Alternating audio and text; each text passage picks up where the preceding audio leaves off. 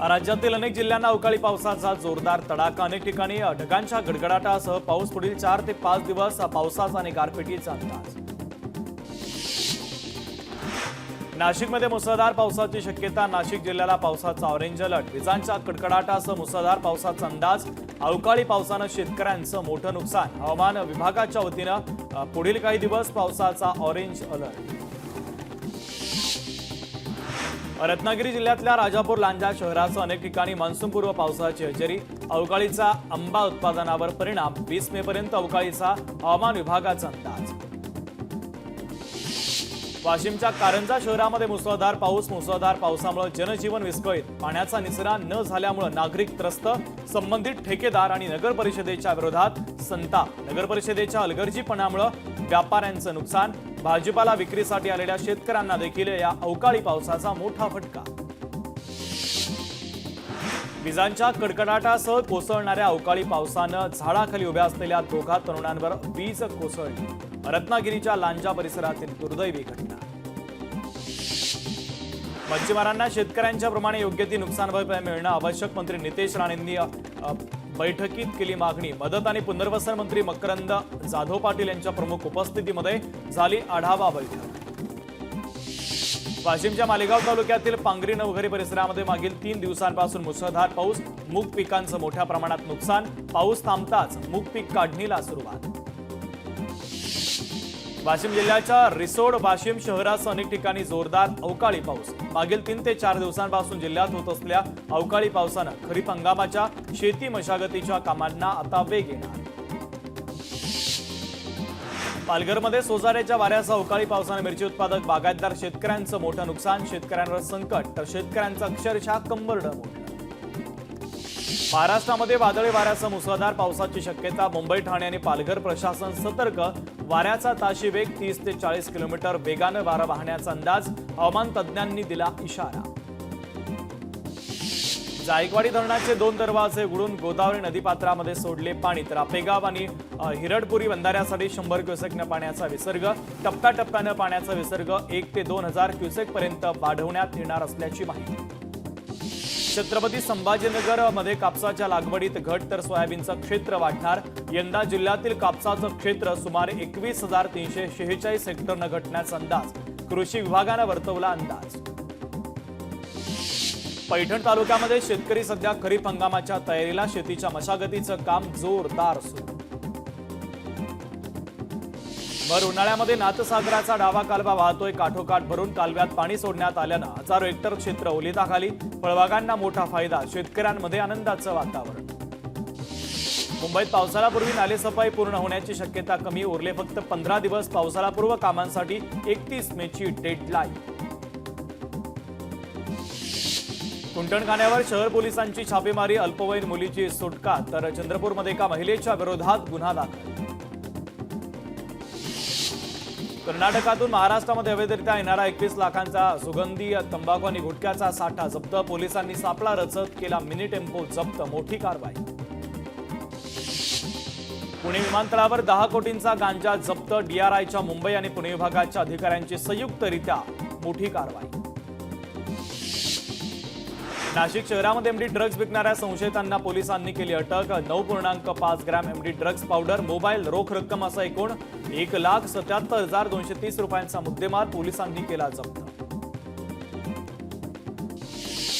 पश्चिम विदर्भातील अमरावती, अकोला, यवतमाळ आणि परतवाडामधील सोन्या चांदीच्या दुकानांवर आयकर विभागाची छापेमारी। पूनम ज्वेलर्स, प्रकाश ज्वेलर्स, ईशा ज्वेलर्स, अमरावतीमधील एकता ज्वेलर्सवर इन्कम टॅक्स विभागाची छापेमारी सुरू असल्याची माहिती। पुण्यामध्ये कोयता गँग पुन्हा सक्रिय झाली। पुण्याच्या दत्तवाडी परिसरातील घटना तर भर दुपारी तरुणावर कोयत्याचे वार तर जुन्या वादातून कोयत्यानं वार केल्याची प्राथमिक माहिती। राज्यामध्ये डुप्लिकेट दारूचा महापूर। बनावट दारू विक्री गुन्ह्यामध्ये 37% वाढ। उत्पादन शुल्क विभागाच्या कृती कार्यक्रमातील माहिती। ससून रुग्णालयाच्या सुरक्षा रक्षकाला अटक। रुग्णालयामध्ये बॉम्ब असल्याची अफवा पसरवल्यानं अटक तर रुग्णाचा मोबाईल चोरून बॉम्ब असल्याचा केला होता मेसेज। सांगली मिरजच्या शासकीय रुग्णालयातील बाळ चोरीच्या प्रकरणी उपजिल्हाधिकारी दर्जाच्या अधिकाऱ्यांकडून चौकशीचं निवेदन जिल्हाधिकाऱ्यांना सुपूर्द। रुग्णालय प्रशासनाच्या अहवालावरून कारवाई झाल्यास कर्मचाऱ्यांचा आंदोलनाचा इशारा। सांगलीतील मुबारक शाह हत्या प्रकरणी तिघांना अटक. पूर्व वैमनस्यातून अटक करण्यात आली होती हत्या. पोलिसांनी 24 तासात हत्या प्रकरणाचा केला उलगडा. केंद्रीय ग्राहक संरक्षण प्राधिकरणाची कॉमर्स कंपन्यांना नोटीस. पाकिस्तानी ध्वज असलेली उत्पादनं काढून टाका. या उत्पादनांची ऑनलाईन विक्री करू नये निर्देश अमेझॉन इंडिया आणि वॉलमार्टच्या मालकीच्या फ्लिपकार्टसह वेगवेगळ्या ई कॉमर्स कंपन्यांना पाठवल्या नोटिसा. पुणे वाहतूक पोलिसांची धडक कारवाई. 4 महिन्यामध्ये 3.25 लाख वाहन चालकांवर कारवाई. पुणे शहरामध्ये वाहतूक नियमभंगाचं प्रमाण वाढलं. गेल्या वर्षी जानेवारी ते एप्रिल या 4 महिन्यामध्ये 75,713 बेशिस्त वाहन चालकांवर कारवाई करण्यात आली. रायगडमधील रोहा नगरपालिका ऍक्शन मोडमध्ये शहरातील अनधिकृत टपऱ्या वाढीव बांधकामं हटवली. शहरातील नागरिकांकडून या अतिक्रमण मुक्त कारवाईचं स्वागत. छत्रपती संभाजीनगरच्या वाळूज बजाज नगरमध्ये दरोडा. संतोष राधाकिशन लड्डा यांच्या घरावर दरोडा. ड्रायव्हरचे हातपाय बांधत 6 जणांचा दरोडा. 8 किलो सोनं आणि 40 किलो चांदीवर डल्ला मारल्याची प्राथमिक माहिती. किरकोळ वादातून झालेल्या गोंधळानंतर सुमारे 8 ते 10 जणांच्या टोळक्याचा पेट्रोल पंपावरील 2 कर्मचाऱ्यांवर हल्ला. 1,37,000 रुपयांची लूट तर 8 जणांवर गुन्हा दाखल. छत्रपती संभाजीनगरच्या चालटा शिवारातील शिवदत्त पेट्रोल पंपावरची घटना. रायगडमधील कल्याण गोविंद वाडीमध्ये भोंदूबाबाला ठोकल्या बेड्या. रेवदंडा पोलिसांनी केली अटक. फेरीमध्ये वीट टाकल्याचं प्रकरण. जादूटोणा विरोधी कायद्याअंतर्गत गुन्हा दाखल. कारच्या व्यवहाराच्या वादातून एका 38 वर्षांच्या तरुणाचं अपहरण करून त्याला 2 दिवस केली मारहाण. 3 आरोपींना करण्यात आली अटक. कोल्हापूर महानगरपालिकेच्या अतिक्रमण निर्मूलन विभागाची भवानी मंडप ते बिंदू चौक दरम्यान कारवाई. 2 हातगाड्या जप्त. रंकाळा चौपाटीवर देखील अतिक्रमण विभागाची धडक कारवाई. करळगाव गावात पोस्ट मास्टरकडून पोस्टाचे 7 लाख आणि बाईकची चोरी करण्यात आली. अज्ञात चोरट्यांच्या विरोधामध्ये पोलिसांनी गुन्हा दाखल केला. चाकूचा धाक दाखवत लूट करण्यात आल्याची प्राथमिक माहिती. नागपूर तुळजापूर महामार्गावरील दुभाजकावर अपघातांची मालिका अद्यापही सुरूच. अरणीकडून येणारी कार दुभाजकावर धडकली. दुभाजक चुकीच्या पद्धतीने बसवल्याचा स्थानिकांचा आहे आरोप. हिंगोलीच्या मालसेतू येथील गावात पाणी टंचाई. महिलांना पाण्यासाठी करावी लागते भटकंती.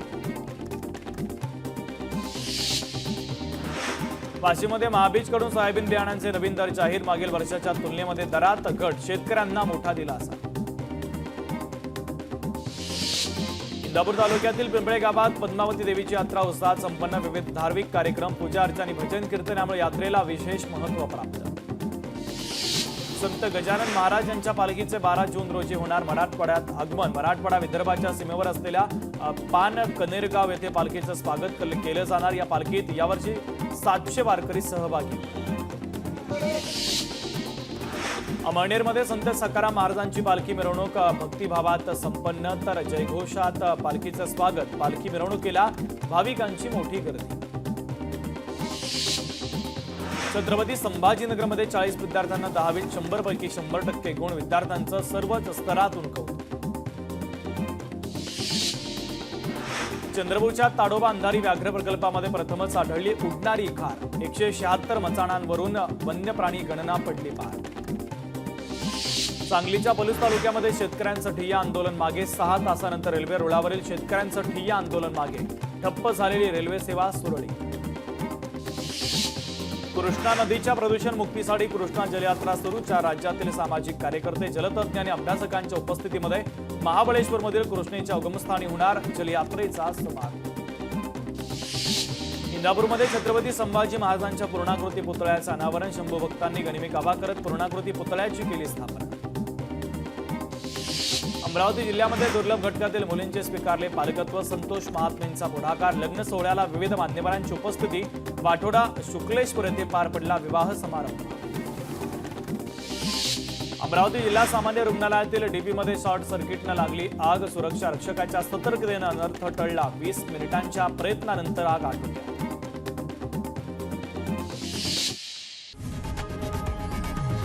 लोकशाही मराठी ऐका, पहा, जागरूक रहा.